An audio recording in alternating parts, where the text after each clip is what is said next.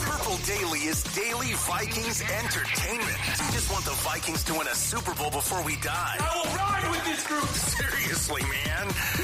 Please. And away we go. And a happy St. Patty's Day edition of Purple Daily here for the Declans and the Mackies of the world. And the Zolgads. Yeah, the Zolgads of the world aren't. Yeah. We're good. We're all good. You guys. No drinking today. Not even. Have you ever done like one of those like, what do you call them? The DNA tests where you mail them in and get the percentages of the match. I think my like uncle did it for my mother's side once, and like we were able to determine like we were a pretty heavy amount Irish. I don't remember the exact number, but Declan Goff is a pretty good amount of Irish for you, if I just say so. Yeah, I think I'm like 50%. I'm like 50% Irish and 45% Norwegian, and then 5%, I don't know, whatever, some other stuff. I think I'm Russian. A lot of Russian. Mom was German. Dad was Russian. Middle Eastern blood, I think. I don't know, but I'm not doing that. I've never. First you're a Russian, then you're a Peon, then you're a Finnish. You know what I don't like? I don't like the fact that you send in those tests and then you find out that like half of your family was murderers or something, and then you find out, and the government takes not for me. That's awfully specific. I'm just happy. Yeah, well, very specific. If you watch those datelines that Dawn does, you know what happens? DNA goes into the system. Next thing you know, somebody gets busted because they were trying to find out if, they're like, this would be a great gift to my family. Next thing you know, they're in cuffs. You're taken away. Next thing you know, you're on 2020. Don't ask questions you're not ready to hear the answer to. Really. Sure. So, all right, we're bringing back our hottest Vikings takes. All of us delivering our hottest Vikings take today. After the first week of free agency, we'll get to latest Vikings news. We'll start the show at Quick Trip here, Judd. Let's do it. Yes, you know what? In fact, I would like to start the show with my hottest take, and that is Quick Trip outstanding. And if you are hungry, you need a snack, you're on your way to work and you forgot lunch, Quick Trip, delicious appetizers and fantastic food across the board. Fresh, fast, and packed with flavor. If you are watching this now, you're seeing all of the delicious offerings at Quick Trip, and you're saying, Sports Dad, that looks like a grocery store. And I'm here to tell you, it's as good as a grocery store, only here's the key thing. It's simpler. And if you do not want to go inside, as I keep telling you, you can put the app on your phone, and Quick Trip will deliver your food to you. It's that simple. At Quick Trip, they are going to make your life as easy as possible. That's a hot take, but it's also an obvious take. The Quick Trip is your friend. And our hottest Vikings takes every week are presented by Standard Heating and Air Conditioning as well. Yes, they are. We got word earlier last week that Standard Heating was able to come out to a Purple Daily listeners fan house. They got that new mini split ductless system, a high-efficiency heat pump combo. So thank you to our Purple Daily audience for supporting our sponsors. And if you're looking at that furnace, or as the ground thaws out here in the Midwest and you start looking at, is that air conditioning going to be ready for summer? Standard Heating and Air Conditioning can help you take a look at that, can help you diagnose what's going on. They are the experts at what they're doing. So if you really want to make sure everything is working appropriately with those HVAC and that air conditioning, call Standard. Get in contact with them. Standard Heating and Air, standardheating.com, and a proud sponsor of the Purple Daily Draft Party. All right, boys, it's time to bring back all three of us doing our hottest Vikings takes here. Now that we've seen the first wave of free agency, the Vikings spent the most money of any team in the NFL last week. So we'll go around the room here, and we've decided. So the order is going to be me, then Declan, then Judd's going to back clean up here today. I'll give you guys this one to start with. The bar for Aaron Rodgers, if the Vikings were to make him their starting quarterback, the bar for him to clear is top 10 quarterback in the NFL, because my hottest Vikings take is that JJ McCarthy will hit the ground running in year one as a starter as a top 10 NFL quarterback. And we can decide how we measure that: passer rating, PFF grade, analytically, whatever it may be. But I was doing some thinking over the weekend and doing some digging on this. There's two very obvious examples in the last 25 years of guys drafted right around the same spot as McCarthy who sat almost their entire first season and exploded right away. And I started doing more digging on players that profiled like that, where you didn't get, there's some guys that came in like Jared Goff under Jeff Fisher. Fisher got fired after 1 year with the Rams. He got to start like 8 games. It was a train wreck offense, but I think taking your lumps in those 8 games prepared him to hit the ground running with Sean McVay, and then he put up a bunch of big numbers. But I still think there's a ton of value in sitting your entire first year and watching and observing a full 12-month calendar year in the NFL. If you go back and look, let me give you 5 examples. Dante Culpepper, number 1, close to home here, 25 years ago, sits his first year in 1999 after being the 11th overall pick. Comes into great offensive infrastructure, great receivers, offensive-minded coach, offensive line, everything was there. Led the NFL in touchdown passes in 2000 as a first-year starter, helped the Vikings get to the NFC Championship game. So, like, Dante Culpepper is the local, that's the example staring you in the face if you're the Vikings. Patrick Mahomes, hard to compare really anyone to one of the greatest players of all time, but if you just look at the resume, sits his first year, 2018, jumps in, great infrastructure, one of the best offensive-minded head coaches. He's got weapons, offensive line, all these things. Leads the NFL in touchdown passes. He actually won the MVP award as a first-year starter and led the Chiefs to the AFC Championship game. Here's a few more that you may not have thought of.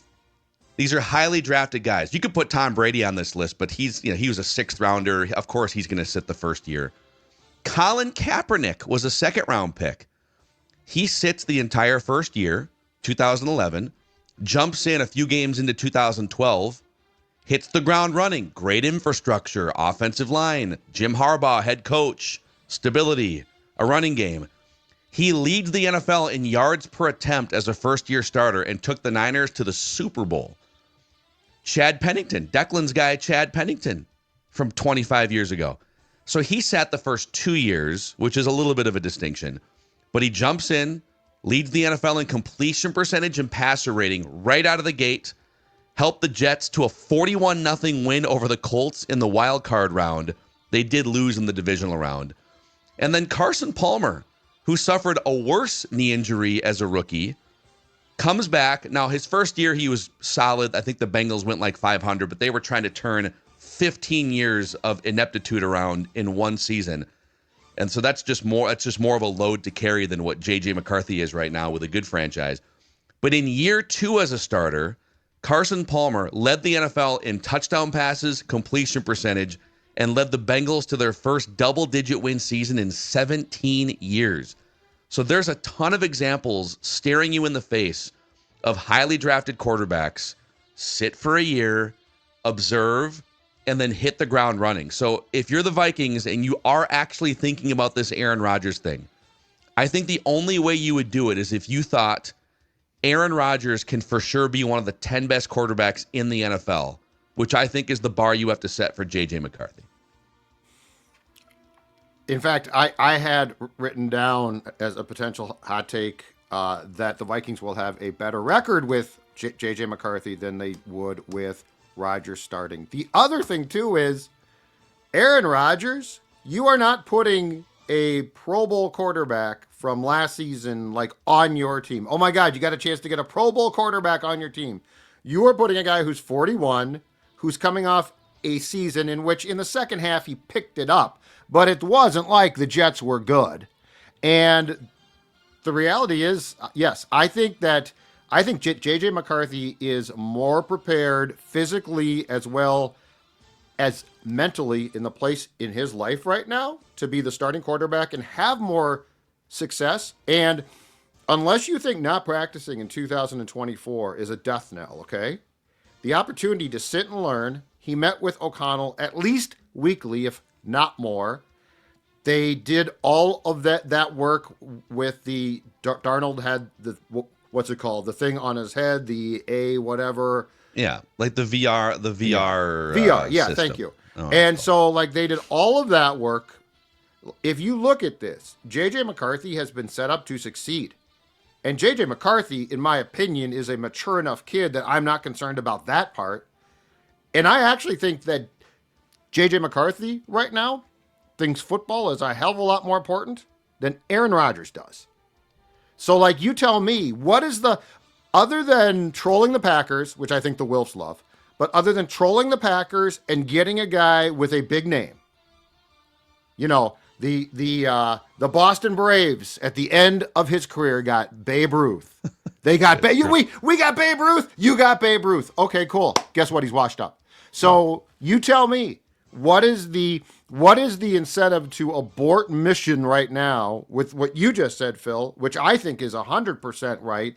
I think ideally, and there are certainly examples of success, Jaden Daniels most recently, but I think in a perfect world, no quarterback drafted would have to start his first year. Yeah, if there were, to your point about like, what is the incentive? If you made a pie chart of reasons why you would bring in Aaron Rodgers, trolling the Packers would be on that pie chart. Should that be a viable reason?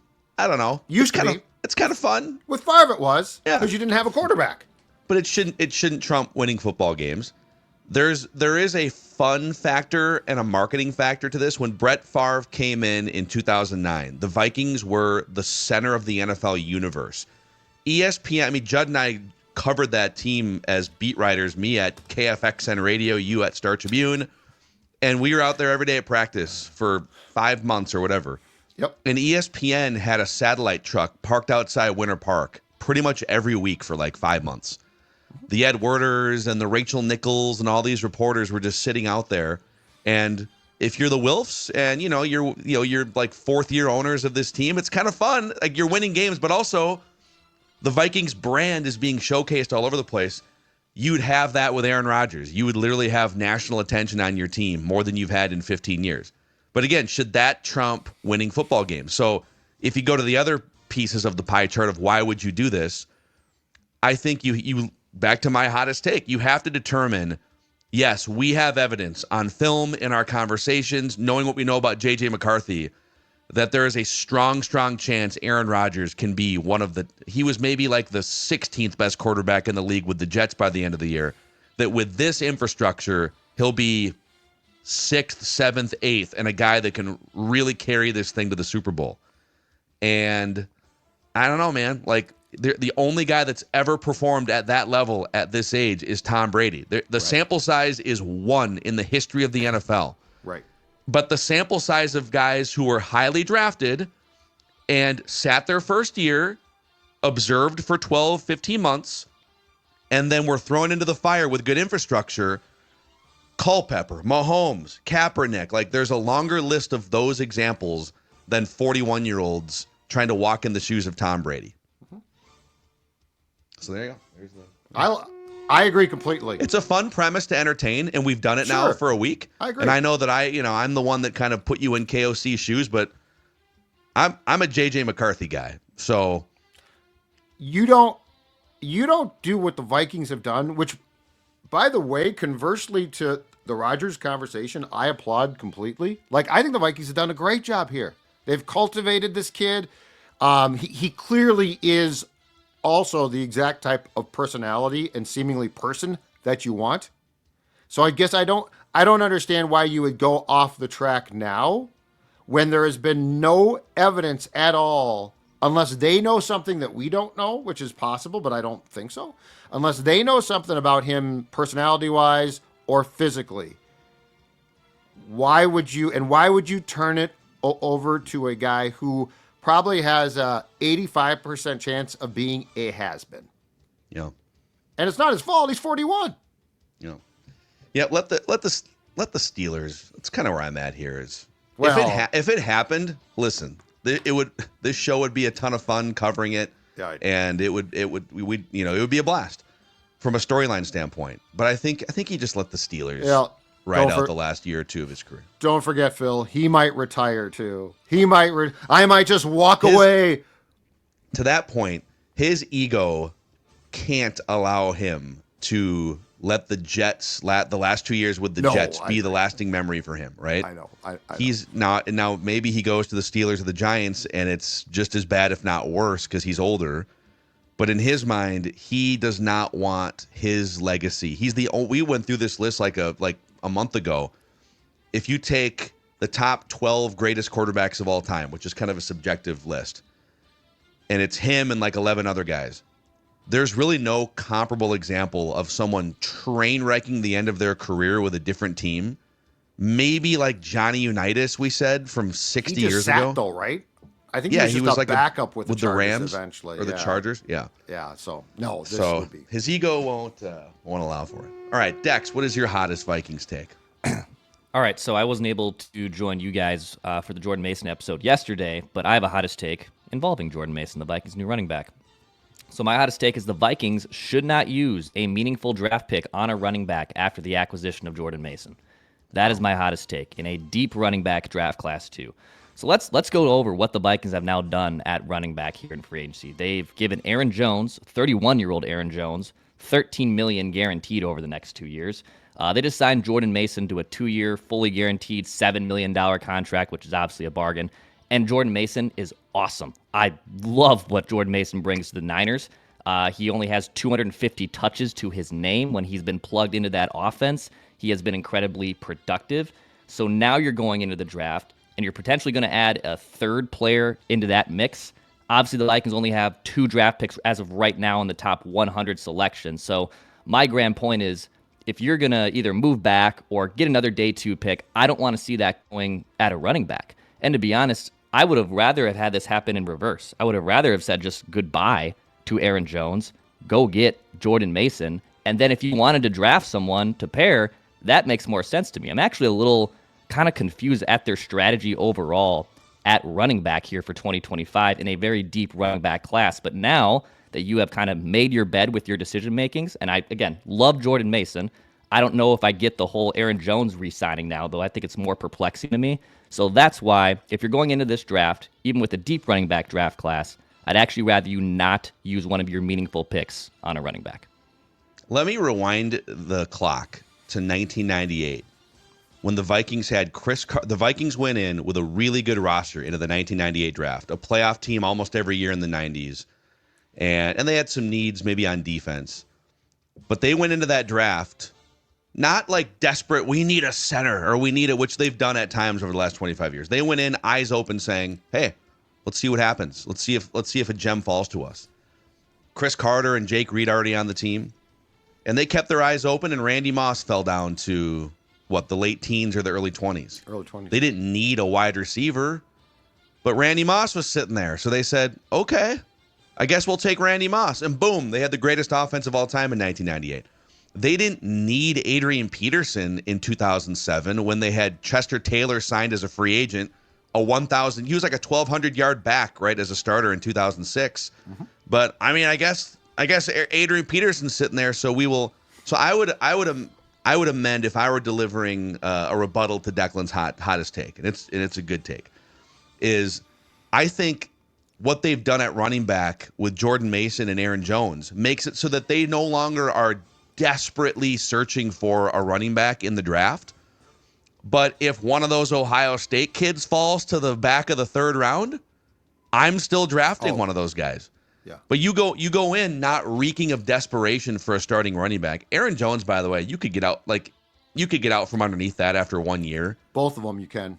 And even Jordan Mason too. To guarantee the $7 million, it's a 2-year deal, up to 12, but it's the $7 million guaranteed that Declan said. That could also, if needed, be a 1-year deal. I think he's going to be here for 2 or 3 years because we went over the analytics yesterday. Mm-hmm. So I think it means you're not moving up in the 1st round for a running back or anything like that.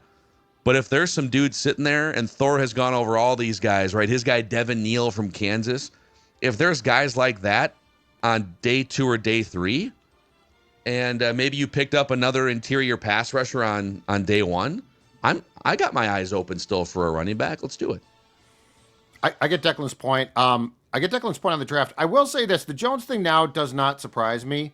One, because once we saw the contract, and this is always the case, because at first it's like $20 million. What are you doing? But then you look at the contract, and like Phil just said, you can get out of the contract too. I also think that there's something to be said for if he's used in a timeshare now, and he's not used in the red zone as much. And if you look at Mason actually can block well, and he is a hard, tough runner. Doesn't catch a lot of passes. Aaron Jones can catch. So I guess I get that.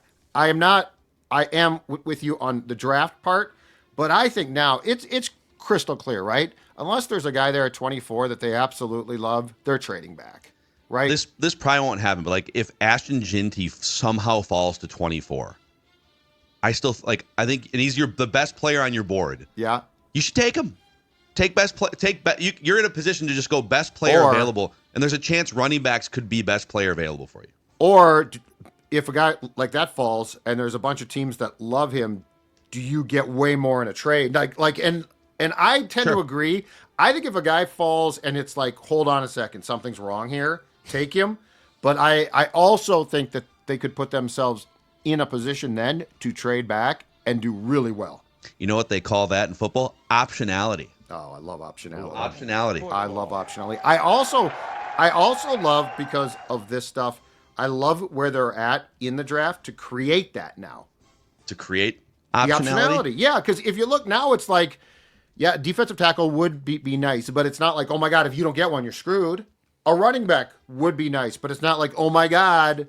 So, yes, the optionality that exists now and has really been brought upon by the moves of the last week, it's pretty damn impressive, boys. I'm not going to lie. I'm not going to sit here and lie. A lot of optionality. Okay, Judd.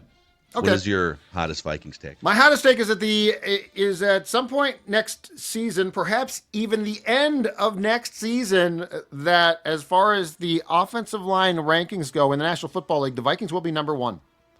I now think the Vikings have one of, if not the best, and I'm saying the best offensive line when you look at this. You've got two tackles that we've known are Pro Bowl tackles for quite some time.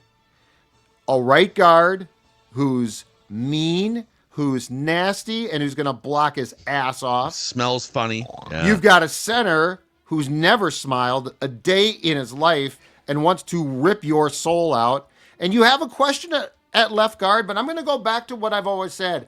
I think if you have one question mark, all the tides rise, right? So, like, I think Blake Brandel or your left guard is going to be a better player based on the guys on now, not just his left, Darrisaw, obviously outstanding, but Kelly on his right. And let me give you the reason I say that, because I've got a basis for this. 2009 offensive line. McKinney, really, really talented, phenomenal talent. Sort of as far as his attitude towards football, but he's playing by Hutch at left guard, right? Mm-hmm. Hutch wasn't taking no crap from anybody. If you're Bryant McKinney, your game has to come up. And when his game comes up, that's Pro Bowl stuff. Mm-hmm. He made the Pro Bowl. Of course, he was kicked off the team because he didn't go to practices, but that's beside the fact. Does he still have an outstanding $400,000 tab at one of those nightclubs in Miami, too? Oh, I'm sure he does. That's a funny story. So, McKinney, Hutchinson, Burke, Pro Bowl player. Lodeholt was the right tackle and was really good. Mm-hmm. But if you guys recall, the right guard was Anthony Herrera. Probably and Artis Hicks once in a while would sneak in there. Right? Probably not great players, right? But all tides came up because that line was so good. Yeah. I think the Vikings are going to have the best offensive line in the National Football League next season based on the fact they did what we asked. Fill two of those three interior spots, and you're going to be really good. And I would say right now, there's different ways to measure it, but just pooling all the different information together, I would say Eagles and Lions, pretty widely regarded as the two best offensive lines in the league, right? Yep.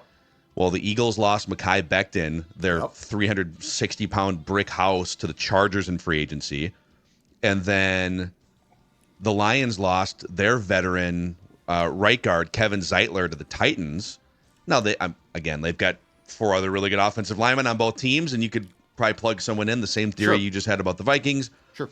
But the two best offensive lines in the league lost two really key pieces to the interior, and the Vikings are adding Christian Darrisaw back. They are upgrading at center, upgrading at right guard. And yeah, if you go into training camp or the offseason and you say, all right, 80% of this line is solidified with veterans that we trust, left guard, it's an open competition. Blake Brandel, you are the incumbent. But you know what? Walter Rouse, come on down. Michael Juergens, come on down. somebody that gets drafted that we haven't even talked about yet come on down, and now you create maybe a 3-man competition for that left guard spot. I could see it. And I think that the folks that look at the PFF grades are going to say now, Sports Dad, come on, the run blocking's a question mark. Like with Kelly and Fry, I think in particular Fry's, the run blocking's a question mark. And I'm going to tell you this right now, a sneaky little thing that Declan talked about happened on Saturday night. Jordan Mason runs hard. He runs tough. He needs blocks, but he can break tackles, right? And what is the complement? Hand in hand, what's the complement for an offensive line and a back? I need you to throw the block, but if I start to get hit, I can break a tackle, right? I think Jordan Mason is going to make the run blocking grades improve because of his style. On Will Fries, the 5 games he played last year before the injury, he actually had one of the highest run blocking grades of any guard in the NFL, 84.9 on PFF. Before that, his last full season in 2023, it was 59.7. Okay. So there's a lot of projection with Will Fries, but I don't know that the Vikings give out that contract to him if they don't feel super comfortable scouting Kevin O'Connell schematically, etc. And you're right, Jordan Mason maybe helps elevate your offensive lineman in some ways. I'm feeling really good about this. I think that this is going to be the best offensive line as a unit the Vikings have had probably in, fair to say, 15 years? On paper, yeah. I think, by the way, if you missed it yesterday, Judd and I jumped on for a Sunday morning live episode just talking about the Jordan Mason trade. And my favorite number, as you dig into, okay, how good is Jordan Mason? At one point, he was like among the league leaders in rushing yards through the first couple months because he took over for injured Christian McCaffrey. And NFL Next Gen Stats has a number called rush yards over expected, and they literally use their tracking data that they have implemented in every single stadium to determine based on the location, speed, and direction of the blockers and the defenders. So basically the way that the play is playing out, how many rushing yards should you get on average on this play?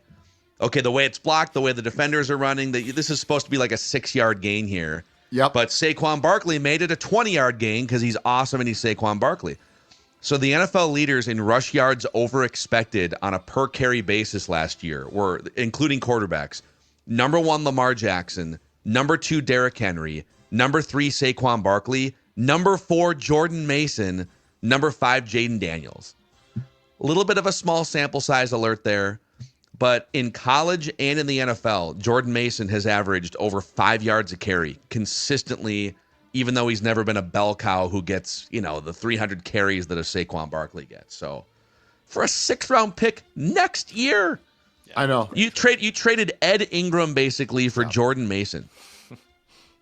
San Fran, desperate. It's great. So you're telling me that we can track that. We can track that, but we still don't have a chip that tells us if the football touched the goal line. We're working on it, Judd. We're working on it. I just love when they're like, we don't have that technology yet. Yeah, we can tell you that Cooper Kupp and his ability to separate based on next-gen tracking data has plummeted over the last 4 years. But let's get the chain gang out to tell you if it's a 4th and 1. Let's get Ed and Mel. You guys got to be 10 yards apart. Don't break your leg. Wrong. You can't tell where the ball is. I think we can.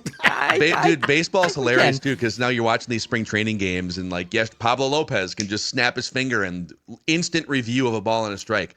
And for 10 years, tennis has had this for 20 years, that Hawkeye system where you throw your hand up and then, okay, all right, let's see if that ball was in or out at Wimbledon. And baseball for years, it was like, well, how do we adjust for the height of the batter? I don't know. We send rovers to Mars. We can't figure out how to measure a first down. Do it. We don't know where the football was, okay? We can tell you whether Jordan Mason should have gained 6 or 9 yards on that play. But I love it. So, all right, those are the hottest Vikings takes here, presented by Standard Heating and Air Conditioning, who's also powering the 2025 Purple Daily Draft Party. We appreciate Standard Heating and Air Conditioning, and also 2 Men and a Truck are helping to power the draft party. And our friends at Roku, got my little Roku TV here with the Score North logo behind, always lurking in the background. Tickets are available now, scorenorth.com/draft. We're back at the Fillmore in Minneapolis, Thursday, April 24th at 7 p.m. We are super excited to gather with you guys, the Purple Daily audience, Vikings fans. So there's general admission tickets, and then there's VIP tickets that include a meet and greet with the show, premium balcony seating, drink vouchers, food, and a Purple Daily snapback hat. And tickets are still available at scorenorth.com/draft. Also, Padres is potentially a great place to spend your St. Patty's Day today, Judd. Oh, absolutely true. And look at that. There's Sports Dad right there. That's not a Padres, but I'm going to tell you right now, if I could replace it with a Padres, I would. Why is Padres so great? Because Padres only does beer. They are not in the back room doing a bunch of concoctions. They are doing beer. I've been talking for a long time now about the Red Irish Porter, English IPA. I could go down the list, but Phil is exactly right. In fact, if you are watching this, you know what? Check them out. They are in the Old Lando Nod Factory at the corner of Broadway and Central Avenues Northeast. If you just want to try some of the delicious Padres beers, 6-packs available across the Metro, Lunds and Byerly's, Kowalski's, Haskell's, Hy-Vee, Total Wine. If you don't have Padres in your local bar or liquor store, ask for it. Padres only doing beer, and I'm going to tell you right now, doing it really damn well. Yeah. Speaking of two men in a truck there a minute ago, if you're a Will Fries or you're one of these new Vikings and you're looking to move your family, move your stuff, maybe two men in a truck can come in handy, Dex. Absolutely. Yeah. Moving is one of the most stressful things you can do. And then also, as you start the move or you begin the process like I'm in right now, and you got all this extra junk, what am I going to do with all this junk here? Well, they can also take care of that for you too at twomeninajuncktruck.com. They want to simplify the process of conquering your clutter as easy, stress-free, and as affordable as possible. And what they quote is what you pay, no hidden fees or service charges. Go to twomeninajuncktruck.com to inquire more. And yeah, Will Fries, Ryan Kelly, Jordan Mason, if you guys are looking to make the big move, 2 Men in a Truck, 2 Men in a Junk Truck are the people to contact. All right, boys, let's go through some of the latest Vikings news here. I think for tomorrow's episode, I think it'd be fun to do not like a 53-man roster projection, but let's call it a 53-man roster audit tomorrow, where now that the first wave of free agency has settled, I think for tomorrow we can go through, all right, where are they at with all the position groups? What are some of the needs with second wave of free agency? Who might be available? And then the draft coming up. So we can earmark that exercise for tomorrow, and maybe we tack a mock draft simulation on the end. But the biggest news this morning, about an hour ago, it was reported by Alec Lewis from The Athletic and some others that Jeff Okudah, former number 3 overall pick, cornerback, the Lions made that pick, and he's bounced around to the Falcons and the Texans, I believe, the last couple of years, that Jeff Okudah is in the building. The Vikings even put out a tweet that the Jeff Okudah free agency visit has begun. Why do they tweet about the total second-tier guys? It's hilarious. It's like because some of the first-tier guys don't visit. Is it a legal thing? Yeah. Well, it's happening too fast. Yeah, the negotiation period, and I don't think you can actually visit on Monday or Tuesday last week. You can only have like agent discussions. Okay, yeah, because it's just hilarious though. It's like Larry the janitor is in the building. Oh, thanks a lot. That's really interesting. Wow. You're comparing Jeff Okudah to Larry the janitor. Well, Rondale Moore, too, right? He's visiting us right now. He's in the building. Rush out here. He's eating lunch right now. It's unbelievable what's going on. He's having a Caesar salad with some skirt steak. Let's see if he finishes it. So this right here is a classic Kwesi Adolfo-Mensah value play, right? They need some depth at cornerback. Jeff Okudah was a former number 3 overall pick. He has not. He's been a bust to this point, but you could probably get him for a few $1 million. He'd be a really inexpensive signing. And he's still only 26 years old. So he would be really probably pretty much the Shaq Griffin replacement, right? Like if you signed him, you wouldn't bring Shaq back. Probably, because you'd have right now. Your projected starting cornerbacks are going to be Byron Murphy Jr. if they're in the nickel, let's say. And they have 3 cornerbacks out there. Byron Murphy Jr., Mekhi Blackman, And then Isaiah Rodgers probably elevates to a bigger role with the Vikings than the Eagles. And then you're looking for like a fourth, fifth guy that you can lean on for depth at this point, right? Well, the question too is though, does Murphy? So Rodgers is trained more as a nickel corner. Murphy, they like him there as well. I think the question is, does Flores decide to play Murphy outside on the boundary all the time, or does he continue to move him inside? In which case, we don't know exactly who the other outside guy would be. Well, Isaiah Rodgers has played almost exclusively outside cornerback. I thought he believe, played with the Eagles. inside. Oh, okay. Yeah, I thought he was more of a nickel. He's only played in his 4-year career. He's only played 49 slot snaps. Period. Oh, okay. He's Then played Murphy goes 1,300 inside. outside snaps. So yeah, that makes sense then. If he's their guy, like that's the question too. But Okudah would be there sort of for depth, and that's sort of where Shaq started out in 2024. So, but yeah, it does. Kwesi loves to bring, and if it's cheap, who cares, right? The first round picks in. Yeah. Find out. I got no problem Because with that. at this point in his career, he's not starting for. I guess if you're a bad team looking for, you're maybe looking to tank or something, but you would literally bring him in. We talk about quarterback rehabilitation school. You would bring him into Brian Flores defensive back rehabilitation school. Yep. Hey, park it behind these 3 or 4 guys who are ahead of you on the depth chart and learn the system. He has had some of the worst coverage grades, according to PFF, of any big-time starting cornerback in the league the last few years. So, but when you're a number 3 overall pick, usually you get to bounce around to 2 or 3 other spots before it's deemed that your career is officially on life support. So he's going to get another gig somewhere this year.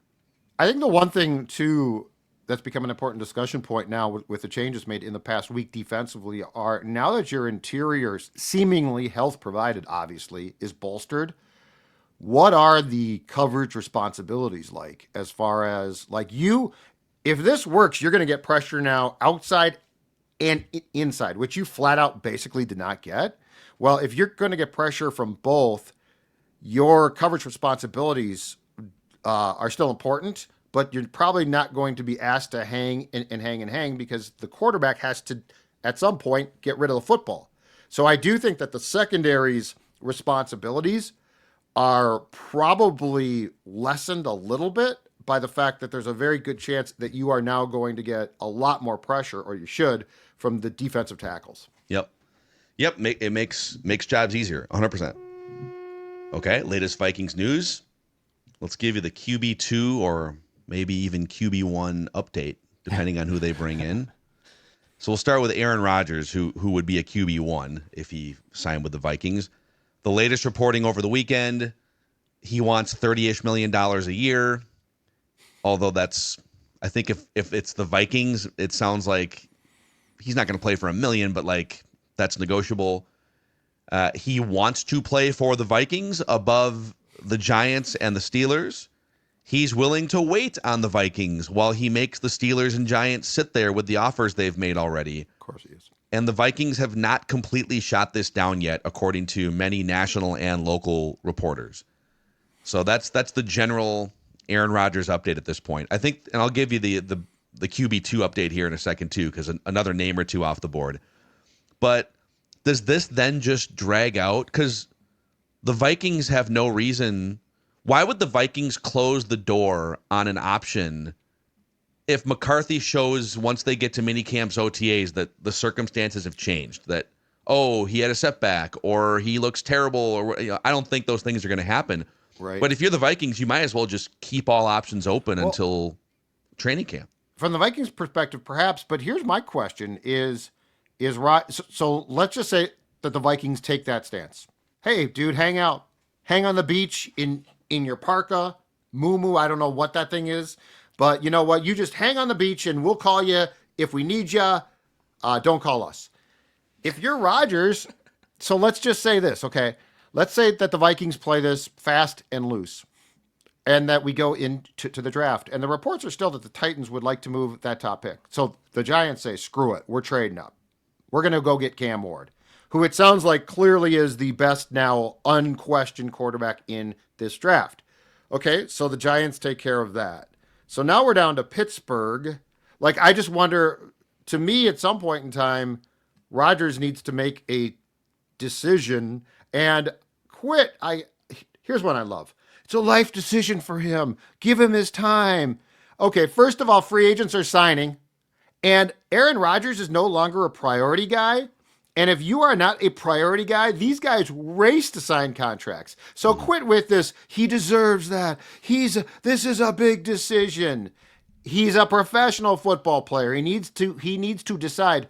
But if he goes along with the Vikings plan, and Phil, let's just say it's their plan, and they start OTAs and McCarthy participates, it looks pretty damn good. And the Vikings sign another quarterback. And now he's down to, I guess, if Pittsburgh just waits in perpetuity. But it just seems to me like a really weird game from him. If he has 2 offers, which, by the way, probably means he's got a little bit of negotiating power still, if there's really 2 teams, at some point in time, I think you need to decide if you're him. And just say, thanks, Vikings, I appreciate it, but I'm going to sign here. But if you're him, too, you could, because who else, if you're the Steelers, I guess you could just, like, bring Russell Wilson back. Right, which they talked about doing. But if you really want Aaron Rodgers, would Russell Wilson's presence prevent you from, let's say Rodgers drags this until July. Okay. And you're the Steelers, you're like, all right, I guess we'll bring in Joe Flacco or we'll bring in Russell Wilson. If you really want Aaron Rodgers, then you would just sign him in July and tell Russell Wilson, sorry, dude, you're gonna and Russ is probably gonna sign for a year. But Russ met with the Browns, he met with the Giants. Yeah. He's the only other guy on the list of available quarterbacks that's like, okay, he has a pretty strong case to be a starter somewhere. So I think there's a chance that this might drag into July. And so if I'm the Vikings, what I would do is I would tell Rodgers, and maybe they already did this, hey, right now it's a no. We want to get through, we want to see what we have in JJ McCarthy. We want to see how healthy he is. We want to see him go through workouts all throughout May, June, and then get into training camp. Obviously, if something terrible happens, we might be back in the market. It's up to you what you want to do with that information. If you want to wait, that's cool. Right. But I would, and there's another factor here too, that I think if you wait to sign, like let's say you're going to bring in Jameis Winston, who's meeting with the Giants today as a backup, a QB2, or like a Joe Flacco. I don't know to what extent those guys would affect the comp pick formula because they wouldn't be huge contracts, but they would have an impact. But I think if you wait until after the draft to sign your QB2, then it essentially rolls into either next year's formula or it doesn't count. I don't think it counts. I think you're right. So it's possible that they've told Ryan Tannehill or Joe Flacco, who were 2 names the Star Tribune reported, hey, like we're in, but we'd really like to get that second comp pick. So we're really playing the comp pick formula game. So we're not going to do a deal with you until after the draft. Just chill on that. So you could bring in a QB2, and then if Rodgers is still unsigned and, oh, my God, something happens to McCarthy, cool. You get into the Aaron Rodgers business on August 1st. Right. So if he wants to basically put himself in a position to be a Vikings quarterback booty call, you up? Then, yeah, that's fine. But the other thing, too, is on Tannehill, because he didn't play last year, I don't know he wouldn't factor in, right? Because I don't think so, right? He's still a free agent. Because he's as good as cut, though. Yeah, but I'm saying because they cut him. Because he's no longer with a team, right? So he's as good as cut. So I don't think that he factors into the formula. I mean, like now, I don't know how that works. If he's a free agent, I'm trying to remember. Did they cut him? Did the Titans cut him mid-season or before the end of his contract? Or did it expire? And it might have expired. It might have expired, but the fact is, I'm willing to bet if you don't play a year, you can just sign, because he could have signed like I think the rule is this: if you can sign before the new league year opens, you don't qualify for a comp pick. Yeah, because like if you're cut in January, it's your ability to sign immediately. Yep, Jonathan Allen. But anyway, yeah, you might be right. It's all sort of weird, but yes. The Vikings are very much in the driver's seat with this whole thing. So for QB2 options, Cooper Rush came off the board. He signed with the Baltimore Ravens over the weekend. So the remaining notable backup quarterback options still on the market are Joe Flacco, Ryan Tannehill, who hasn't played 2 years, Carson Wentz, who the Purple Daily anonymous tip line received some completely unfounded, unverified steam that he may have been spotted at the airport. But if you walk around the Minneapolis airport, about 1 in every 3 guys looks like Carson Wentz. Yes, 100%. So That's very true. 100%. Jameis Winston is still on this list. He's visiting the Giants today, and then Trey Lance and Drew Lock, also quarterbacks that could be backups. Could you envision, the Vikings have done this before where like Randall Cunningham came in, NFC Championship game, these random quarterbacks that come into QB rehab school. Is there a world where you could envision any of these QB2 guys taking this team to the NFC Championship game? Because I could with this team? I could see Jameis Winston doing it. Oh God! Can you imagine the flame out there though? A KOC honed version of Jameis, and then he throws 4 picks in the NFC Championship game. I was going to say exactly. He would make the Favre thing look like a fairy tale. But he will hunt down the field for big plays, and KOC will rein in a little of the recklessness. Yes, I could see a backup doing this with this team. Absolutely. Well, history is on the side. I mean, it's happened like 5 times in the last 20 years, so it's 100% possible. Flacco, I don't know if he's so old. I don't know that he could play like the 15 games necessary in case of an injury. Got with what I would say was a lesser roster than the one that we're talking about today. The Vikings got Sam Darnold to 13 wins. And I know he played well, but that's still, you got Sam. Like if I told you a year ago, hey, guys, come here. Sam Darnold's going to win 13 games. You'd be like, you're on drugs. Yeah, that's the thing. So I could totally see it. It would make total sense in the Vikings world. Carson Wentz too has been a high-end quarterback. I know that his name is kind of triggering for people because of the mistakes that he makes. That's Declan who's it's triggering for.